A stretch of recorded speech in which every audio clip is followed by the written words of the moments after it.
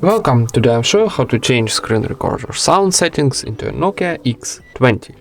First of all, open your top navigation bar and find screen recorder button. If you don't have this button here, press to pencil, then scroll down, find this button in this block, press and hold and drag to top to add this button, and press back to save.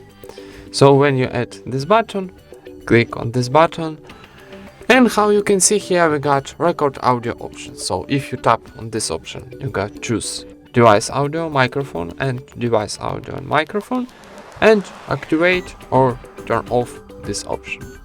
And click start to starting your screen recorder with this option. And that's it. Thank you for watching, leave thumbs ups and subscribe to our channel.